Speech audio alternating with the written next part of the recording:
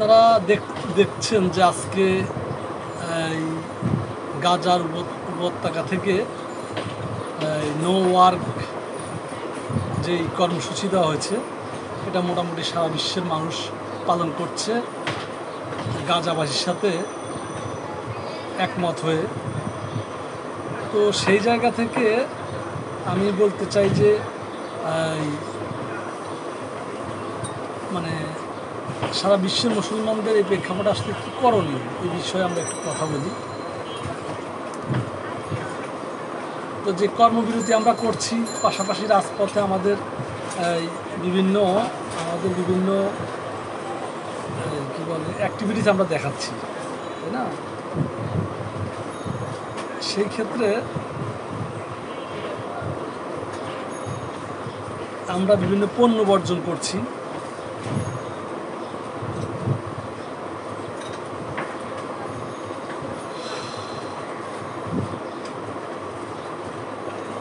আমার সাউন্ডটা ঠিক আছে কিনা তা আপনারা একটু কমেন্টস করে জানাবেন।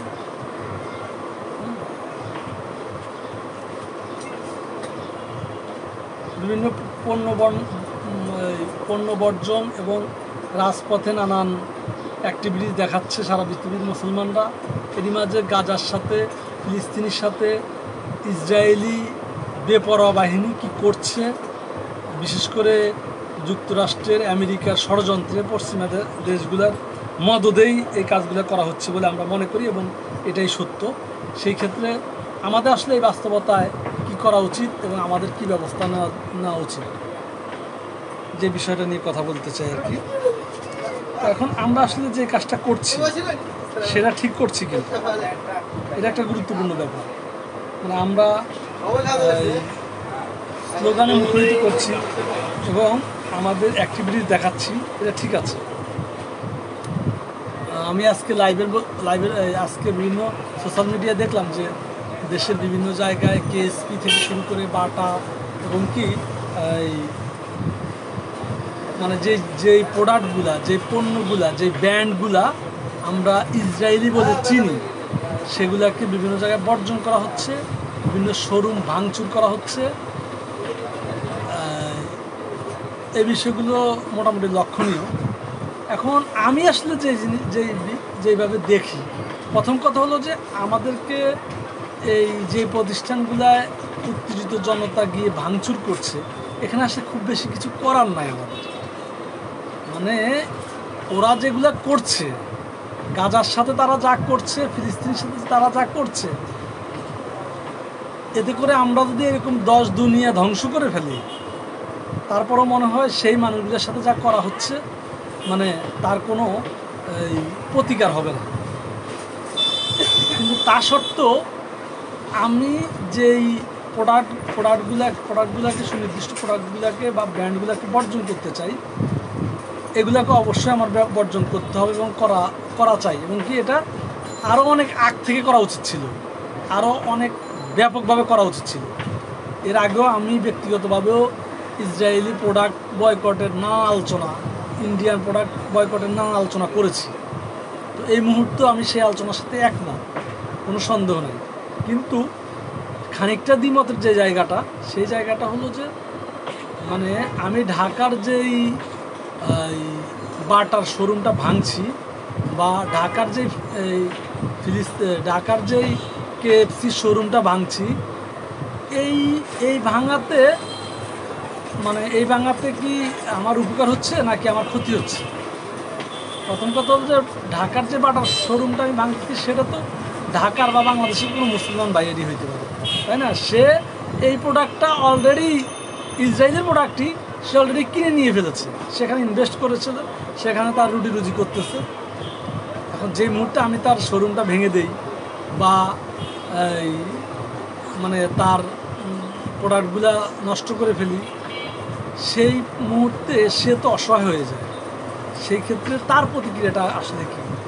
তখন কি সে আমার এই যুদ্ধে আমার সাথে সামিল হবে বা সামিল হওয়া সম্ভব, বা আদৌ আমার ভাঙা উচিত কিনা, এই বিষয়ে আমার একটু খটকা আছে। এখন আমার কথা হলো যে যেই শোরুমগুলা, যেই ব্র্যান্ডগুলো বাংলাদেশে বিলং করেছে এখানে 2-3টা কাজ করতে হবে। প্রথমত যেই ব্র্যান্ডগুলো বাংলাদেশে, ইসরায়েলি যেসব ব্র্যান্ডগুলো বাংলাদেশে বিলং করেছে, এই ব্র্যান্ডগুলার কিছুটা কাউন্টার প্রোডাক্ট, কাউন্টার ব্র্যান্ড আপনাকে তৈরি করতে হবে,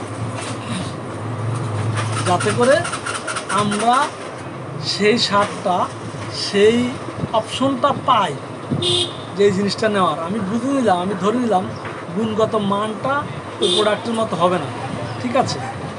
গুণগত মান ওই প্রোডাক্টের মতো হওয়া খুব বেশি জরুরিও না, তাই না? এটা এমন না যে এটা একদম আমার খাওয়া দাওয়ায় বা আমার পড়ায়, এটা আমার জীবন মরণের ব্যাপার না। অতএব আমি মনে করি যে আমি এই প্রোডাক্টটা নিতে পারি, কিন্তু এই প্রোডাক্টটা আমি নিতে পারি না, তবে এই প্রোডাক্টের কোনো কাউন্টার প্রোডাক্ট আমাকে সাপোর্ট হিসেবে তৈরি করতে হবে। আর পাশাপাশি যেই ভাই বা যেই লোক এই ব্যবসাটা করে তাকে কোঅপারেট করতে হবে যে ভাই আপনি এই ব্যবসাটা বাদ দেন, আমরা সারা পৃথিবীর মানুষ ঐক্যের একটা জায়গায় আসছি যে এই প্রোডাক্টগুলো আমরা বর্জন করব, এই জিনিসগুলো আমরা এই দেশে কোনো প্রোডাক্ট নিতে চাই না। সেই ক্ষেত্রে এই প্রোডাক্টগুলো আপনি বর্জন করেন, আপনি সেরে ওঠেন, আপনি এটাকে ফেলে ভিন্ন কোনো লাইন তৈরি করেন, তাকে সময় দিয়ে তাকে সরাই আনা উচিত।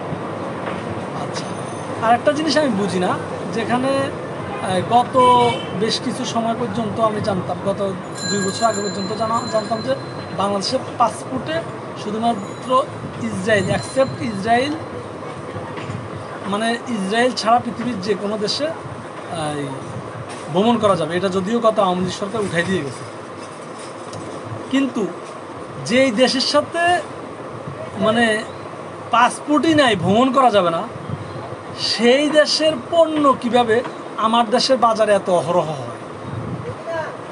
মানে আপনি যতই বলেন যে জাতীয় প্রোডাক্টগুলো বাংলাদেশে বেড়ে উঠছে, এই ইসরায়েলি প্রোডাক্ট, সেই প্রোডাক্টগুলোর কাউন্টার কোনো প্রোডাক্ট কি বাংলাদেশের আশেপাশে এশিয়ার কোনো দেশ বা আরব বিশ্বের কোনো দেশ বানায় না? এটা আমাকে বিশ্বাস করতে হবে। আমি প্রথমে ধরে নিলাম যে প্রোডাক্টের গুণগত মান ওইরকম হবে না। আমি মানের কথা বলছি না, অপেক্ষাকৃত কম গুণগত মানের প্রোডাক্টও তো আমার থাকার কথা, এবং মার্কেটে আছে আমি মনে করি। কারণ আমি যখন ইন্ডিয়ান পণ্য বর্জন করেছিলাম, আমি তখন এই জিলেট বেলেট বর্জন করতে গিয়ে আমি 2-4-5 দোকান খুঁজে ভিন্ন বেলেট খুঁজে পাইছি। অর্থাৎ ওখানে অবশ্যই ভিন্ন প্রোডাক্ট আছে, কিন্তু আপনি গুণগত মানের বিবেচনায় আপনি সেটাকে বেটার মনে করেন। এখন আমার আসলে গুণগত মানের বিবেচনাটা এখন নেওয়া সম্ভব না, আমার এখন কাউন্টার একটা প্রোডাক্ট হইলেই হইল। অতএব আমি যখন ইসরায়েলি পণ্য নিব না এটা মাথায় ঢুকাই ফেলছি, তখন আমি খারাপ কোনো প্রোডাক্ট নিতে রাজি আছি বা রাজি থাকতে হবে, তা না হলে আমাকে ওই প্রোডাক্টটি নিতে হবে। অতএব আমি আগে মত স্থির করতে হবে যে আমি অপেক্ষাকৃত নিম্নমানের কোনো প্রোডাক্ট নিব, তাও আমি ইসরায়েলি প্রোডাক্ট নিব না। সেই ক্ষেত্রে আমি অবশ্যই অপেক্ষাকৃত কোনো নিম্নমানের প্রোডাক্ট নিতে রাজি আছি। এবং আমি মনে করি যে মানে বাংলাদেশের বাজারে আরব বিশ্বের বা অন্যান্য দেশের এই মানে ইসরায়েলি প্রোডাক্টের কাউন্টার প্রোডাক্ট আছে। মনে করেন KFCর যে খাবার আইটেমগুলো, এই খাবার আইটেমগুলো আমার না খাইলে কী হবে রে ভাই? এই শার্টটা আমাকে না নিলে কি হবে? আমার কি ক্ষতি হয়ে যাবে? আমার কি খুব আহামরি ক্ষতি হয়ে যাবে? বাটার ব্যান্ড যদি আমি না পড়ি, বাটার ব্যান্ড না পড়লে আমার কী হবে? বাংলাদেশেও চাইনিজ থেকে শুরু করে দেশীয় অনেক মানে এই স্যান্ডেলের প্রোডাক্ট আছে নাকি নাই? কারণ আমি যদি মিনিমাম কোনো স্যাক্রিফাইস করতে না চাই, আমি যদি চাই যে না আমার বাটার গুণগত মানের কোনো প্রোডাক্টই আমার লাগবে, মনে করেন আপনার বাটার গুণগত মানের প্রোডাক্ট নাই, তাই বুঝি কি আপনি আমি বর্জন করবো না? আমি অনেক নিম্নমানের কোনো প্রোডাক্ট ব্যবহার করব, তারপর আমি বর্জন করব। অতএব বর্জনটা হইতে হবে আপনার এইভাবে। কিন্তু আপনি এই মুহূর্তে বাটার সকল মাল ভাঙিয়ে তছনছ করে বা KFCর এখানে তো KFCর ব্যান্ডটা ঝুলে রয়েছে ভাই, শুধু ব্যান্ডটা ঝুলে রয়েছে, KFCর কিছু নাই তো এখানে বাংলাদেশের আব্দুল জব্বার, মফিজউদ্দিন তমুকের মানে XYZ কেউ না কেউ এই আইটেম ইনভেস্ট করে এই আইটেমটা এখানে বিজনেস করতেছে, প্রমোট করতেছে। এখন সে একটা আর্থিকভাবে ক্ষতি হবে, সেটা এই প্রোডাক্টটা ক্যাম্পেইন করতে যায় এখন ভেঙে দিলে সে একটা। তবে হ্যাঁ, তার বিবেচনা প্রসূত খুবই খাটো, তার বিবেচনা জায়গাটা খুবই নিম্ন, কারণ সে বিবেচনা নিম্ন বিদায় সে যে কোনো প্রোডাক্ট তার গুণগত মান, সে কি এই মানে সে কি প্রোডাক্ট বিক্রি করে, ওই প্রোডাক্টটা তারা কি প্রোডাক্ট বানায়, এই প্রোডাক্টটা আমার বিক্রি করা উচিত কিনা, এই এই ব্যাপারগুলো মাথায় না রেখেই সে একটা প্রোডাক্ট বিক্রি করা শুরু করছে। এটা আমরা করি বেশিরভাগ বাংলাদেশের বেশিরভাগ ব্যবসায়ীরাই। আমরা আমাদের জায়গাটা, আমাদের ব্যবসাটা কিভাবে ঠিকঠাক হয়, কিভাবে বেশি হয়, কীভাবে বেশি পণ্য বিক্রি করা যায়, সেটার আসলে গুণগত মান কি, সেটা কোন দেশ বানায়, কোন ব্র্যান্ড বানায়, সেটা আমার করা উচিত কিনা, আমি করতে পারি কিনা, আমার ইসলাম এলাও করে কিনা, এইগুলো আমরা আসলে কিছু মানি না। যখন ব্যবসা করতে যাই তখন আমি এইগুলা যা মন চায় তাই করি। এই জন্য আমার আসলে কোনোভাবেই এই যা মন চাই তাই করা উচিত না। আমি আমার যে প্রোডাক্টটার বিজনেস করি সেই প্রোডাক্টটা আসলে কোথায় থেকে আসছে, কীভাবে আসছে, এটা দেখতে হবে। আর এই মুহূর্তে তো অবশ্যই আমাকে যাচাই বাছাই করতে হবে যে যেই অর্থ দিয়ে, যেই মজুদ দিয়ে আমার ভাইদের উপরে, আমার বোনদের উপর, আমার মায়েদের উপরে বুলেট চালানো হয়, নির্যাতন করা হয়, তছনছ করে দেওয়া হয়, সেই রসদ আমি যোগাবো না কোনোভাবেই। কিন্তু দিন শেষে আমরা অনেকেই এই মুহূর্তে এইগুলো ব্যাদ বিচার করি না। কারণ হলো যে আমরা অনেক সময় জানি না যে আমাদের আসলে কি প্রোডাক্ট আছে, আমাদের যে প্রোডাক্টগুলো আছে আসলে এই প্রোডাক্টগুলো কে বানায়, কোন দেশ থেকে আসে, আমরা এগুলো এই খোঁজখবরগুলো ভালোভাবে রাখি না। এই জন্য আমরা এইগুলো বর্জন করতে গেলেও আমি জানি না যে আসলে আমার কোনগুলো বর্জন করা দরকার। এই জন্য এখন বিভিন্ন প্রতিষ্ঠান এগুলো নিয়ে কাজ করছে, কোন প্রোডাক্টগুলো এই দেশ থেকে আসতেছে সেগুলো আমরা সোশ্যাল মিডিয়ায় তো পাবো। তো এগুলা খেয়াল করতে হবে। পাশাপাশি সেই প্রোডাক্টগুলা যারটা সেই বর্জন করেন এবং সেই ধ্বংস করে দেন। কিন্তু একজনের প্রোডাক্ট আরেকজনের শোরুম, আরেকজনের সাজানো দোকানের মাল অন্যরা গিয়ে ভেঙে তছনছ করে না দেয়, এতে করে একটা মব সৃষ্টি হয়, এতে করে এটাকে ভাঙচুর বা সন্ত্রাসী কায়দায় ভাঙচুর করা এরকম পর্যায়ে চলে যায় ব্যাপারটা।